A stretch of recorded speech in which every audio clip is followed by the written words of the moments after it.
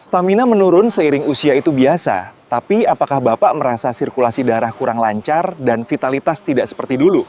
Banyak yang tidak sadar, solusinya mungkin bukan pada suplemen mahal, tapi pada buah yang ada di meja makan. Buah yang sebaiknya dibatasi, dan 4 buah yang justru wajib dikonsumsi. Kuncinya sederhana, porsi, jenis, dan waktu. Sebelum kita mulai, yuk kita saling sapa di kolom komentar, tulis asal kota dan usia Bapak Ibu supaya kita bisa saling mendoakan. Pastikan Bapak Ibu sudah klik tombol subscribe dan nyalakan lonceng notifikasinya supaya tidak ketinggalan video dari kami. Mari kita mulai! Assalamualaikum warahmatullahi wabarakatuh. Selamat datang kembali di Teman Sehat Lansia, channel yang menemani masa senja Bapak dan Ibu dengan informasi kesehatan yang terpercaya dan mudah dipahami. Waalaikumsalam Mas Zafran. Selamat pagi Bapak dan Ibu di rumah. Senang sekali bisa kembali berbagi informasi. Semoga semua dalam keadaan sehat dan bersemangat untuk memulai hari. Amin. Dr. Syirin, tema kita hari ini sangat spesifik dan penting. Datang dari banyak sekali pertanyaan di kolom komentar video-video kita sebelumnya.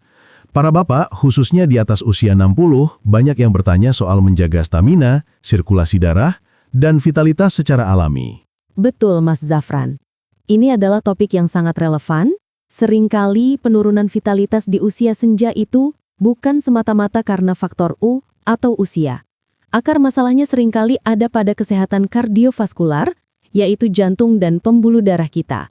Sirkulasi yang lancar adalah fondasi dari energi, stamina, dan kesehatan organ secara menyeluruh. Nah ini dia.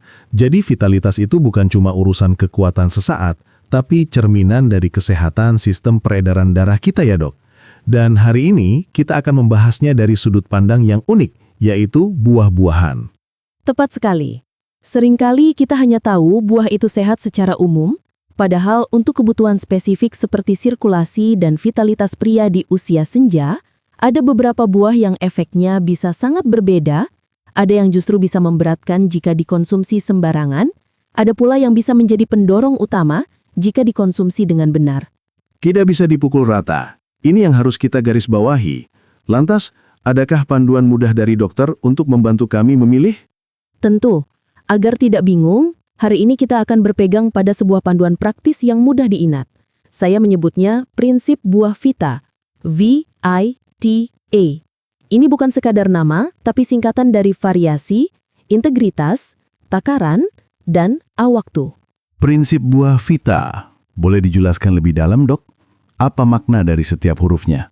Tentu, variasi artinya jangan hanya makan satu jenis buah saja. Setiap warna buah mengandung antioksidan yang berbeda. Integritas artinya utamakan makan buah dalam bentuk utuhnya, bukan jus kemasan yang penuh gula tambahan. Takaran, ini yang paling penting, artinya porsi. Sehat bukan berarti boleh berlebihan. Dan terakhir, awaktu, artinya perhatikan waktu konsumsi, hindari makan buah porsi besar di malam hari. Variasi, integritas, takaran, dan awaktu. Sangat jelas dan praktis, dok. Ini akan menjadi pegangan kita sepanjang diskusi ini. Tujuannya memang itu, Mas Zafran. Untuk membantu Bapak dan Ibu memilih buah dengan lebih bijak. Dengan prinsip ini, kita akan bedah satu persatu, mana yang masuk kategori wajib, dan mana yang sebaiknya dibatasi. Siap, dok. Kalau begitu, mari kita mulai dengan kesalahan paling umum. Apa satu kesalahan fatal yang sering dilakukan para bapak terkait konsumsi buah yang justru bisa menurunkan vitalitas? Kesalahan paling fatal adalah menganggap buah manis sebagai camilan yang bebas dosa di malam hari sambil menonton TV. Misalnya, semangkuk besar anggur atau beberapa potong besar nangka matang.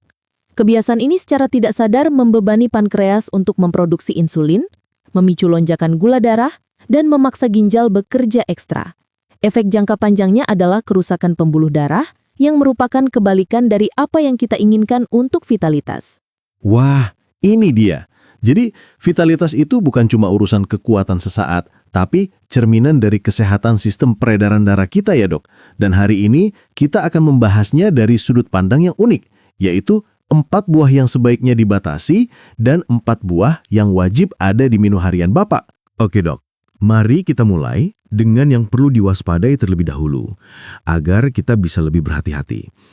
4 buah yang sebaiknya dibatasi atau dihindari oleh pria 60 tahun ke atas. Apa saja itu dok? Baik, kita mulai dari yang pertama yang sering dianggap sebagai rajanya buah. Buah yang sebaiknya sangat dibatasi adalah durian. Wah, langsung ke primadona. Kenapa durian, Dok? Padahal ini buah musiman yang ditunggu-tunggu banyak orang. Durian memang lezat, tapi ada dua hal utama yang perlu diwaspadai pria lansia. Kandungan kalium dan gulanya sangat tinggi. Bagi lansia, terutama yang sudah memiliki riwayat hipertensi, penyakit jantung, atau gangguan ginjal, asupan kalium berlebih atau hiperkalemia bisa sangat berbahaya. Bagaimana mekanisme bahayanya, Dok? Begini, ginjal kita seiring usia fungsinya secara alami akan menurun. Salah satu tugas utama ginjal adalah menyaring dan membuang kelebihan elektrolit, termasuk kalium dari darah. Jika kita mengonsumsi makanan super tinggi kalium seperti durian dalam jumlah banyak, ginjal yang sudah tidak seprima dulu akan kewalahan. Jadi, analoginya seperti filter air yang sudah mulai tersumbat ya, Dok? Kalau dialiri air keruh dalam volume besar, secara tiba-tiba, filternya tidak sanggup menyaring dan air kotornya bisa lolos. Analogi yang sangat bagus, Mas Dafran. Kelebihan kalium yang tidak terbuang itu akan menumpuk di darah. Efeknya bisa langsung ke jantung, menyebabkan irama jantung tidak teratur atau aritmia. Yang paling parah bisa memicu henti jantung. Saya pernah punya pasien, sebut saja Pak Budi, usia 68 tahun. Beliau penggemar durian. Setelah makan durian dari satu buah utuh bersama teman-temannya, beliau merasa jantungnya berdebar kencang dan badannya lemas. Itu murni karena durian, Dok? Tentu ada kondisi dasar yang sudah beliau miliki, tapi durian menjadi pemicu utamanya saat itu. Jadi bukan berarti dilarang total, tapi porsinya harus sangat kecil. Mungkin 1 atau 2 ponggek saja, dan tidak setiap hari. Apalagi jika sudah punya riwayat penyakit jantung atau ginjal. Baik, dicatat. Yang pertama, durian. Buah kedua yang perlu diwaspadai, Dok? Yang kedua adalah nangka, terutama nangka yang sudah matang. Profilnya mirip seperti durian, nangka juga tinggi kalium dan gula. Namun, ada satu faktor tambahan pada nangka, yaitu kandungan gasnya yang cukup tinggi. Ini bisa menyebabkan kembung, begah, dan rasa tidak nyaman di perut, terutama bagi lansia yang sistem pencernaannya sudah lebih sensitif dan produksi enzimnya berkurang. Betul, Dok. Kadang setelah makan nangka atau olahannya seperti gudeg, perut terasa penuh dan tidak nyaman. Ini bisa sangat mengganggu, bahkan merusak kualitas tidur jika dikonsumsi di malam hari. Betul. Ketidaknyamanan pencernaan akan membuat tubuh kita stres. Saat stres, tubuh melepas hormon kortisol yang bisa menyempitkan pembuluh darah dan menaikkan tekanan darah. Ini secara tidak langsung juga berpengaruh buruk pada sirkulasi. Jadi, batasi nangka. Cukup beberapa potong kecil saja sebagai tombol kangen. Oke, jadi durian dan nangka masalah utamanya adalah kalium, gula, dan gas. Yang ketiga apa, Dok? Ini katanya sering salah kaprah. Yang ketiga mungkin mengejutkan, alpukat dalam porsi besar. Alpukat? Bukannya ini buah yang selalu dipromosikan sebagai buah super sehat, Dok? Penuh lemak baik. Sangat sehat, tidak salah. Tapi kuncinya ada pada frasa porsi besar. Alpukat sangat padat nutrisi, yang artinya juga sangat padat kalori dan kalium. Satu buah alpukat ukuran sedang saja bisa mengandung kalium lebih tinggi dari pisang. Bagi lansia, terutama yang sudah memiliki riwayat hipertensi, penyakit jantung, atau gangguan ginjal, asupan kalium berlebih atau hiperkalemia bisa sangat berbahaya. Oh, jadi karena dianggap sehat, orang jadi lengah dengan porsinya. Seringkali orang membuat jus alpukat dengan satu buah utuh, lalu ditambah susu kental manis coklat, merasa itu minuman sehat. Nah, itu kesalahan fatalnya. Itu bukan lagi jus sehat, tapi minuman penambah berat badan. Jika ingin mengonsumsi alpukat, cukup 1/4 atau maksimal setengah buah ukuran kecil per hari. Cara terbaik adalah dikerok langsung tanpa ditambah gula atau pemanis. Dengan begitu, lemak baik dan seratnya kita dapat, tapi resiko kalori dan kalium berlebih bisa kita hindari. Paham, Dok. Jadi alpukat itu teman, tapi bisa jadi lawan jika kita berlebihan. Terakhir, buah keempat yang perlu dibatasi. Yang keempat adalah anggur terutama anggur impor yang sangat manis dan tidak ada bijinya. Anggur memang mengandung antioksidan resveratrol pada kulitnya, tapi daging buahnya mengandung fruktosa atau gula buah yang sangat tinggi dan pekat.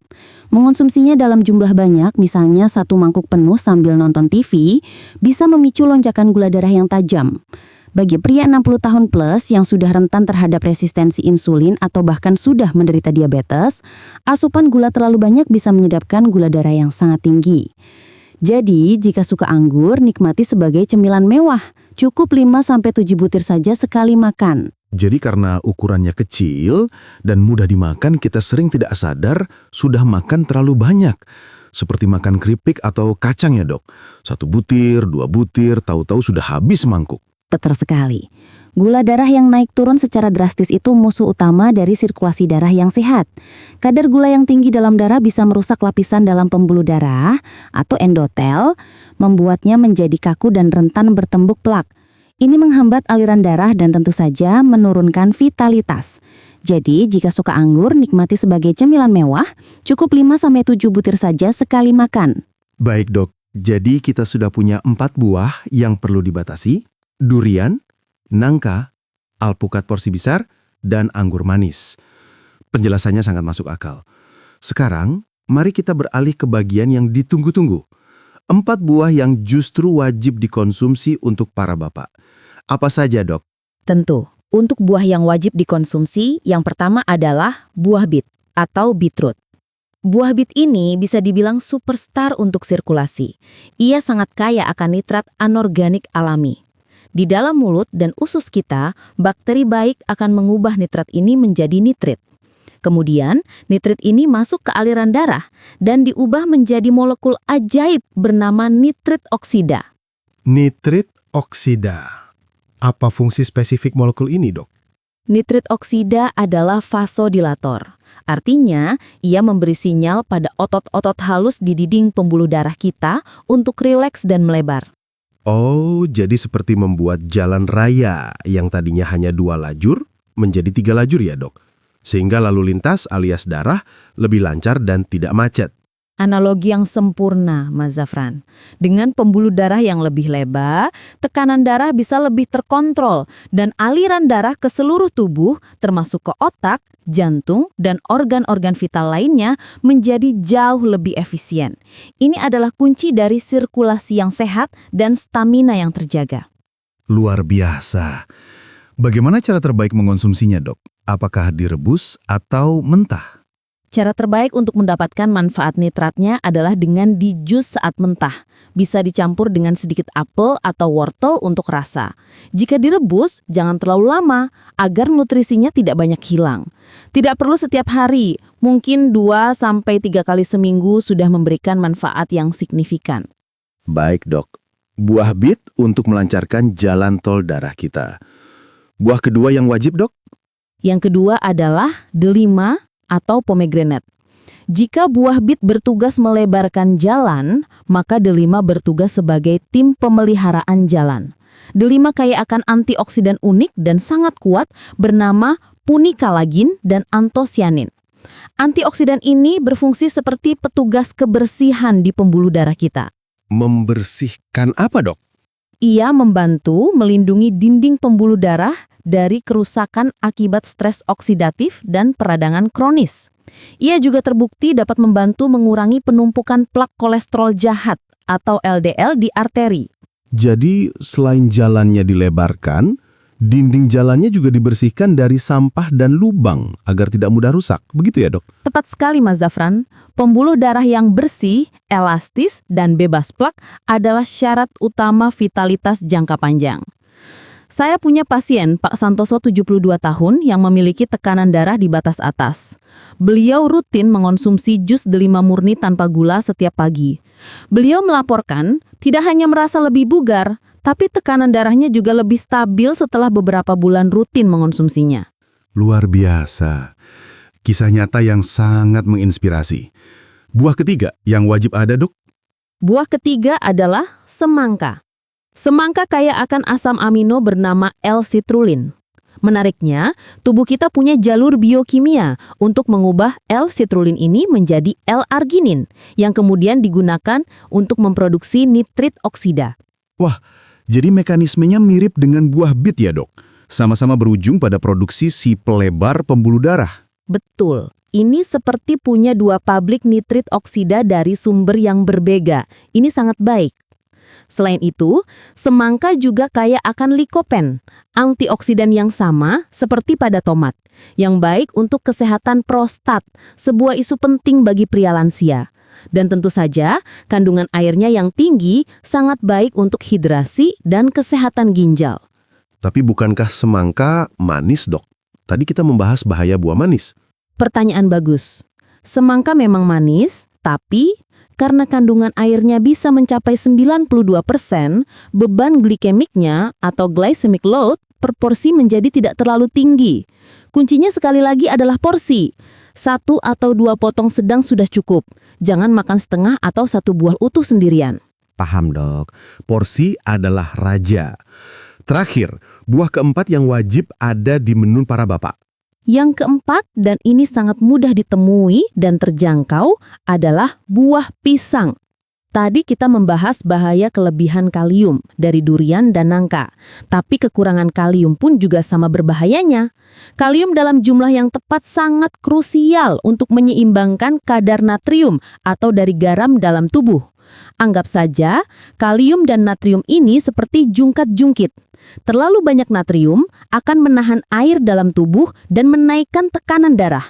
Kalium bantu ginjal membuang kelebihan natrium tersebut.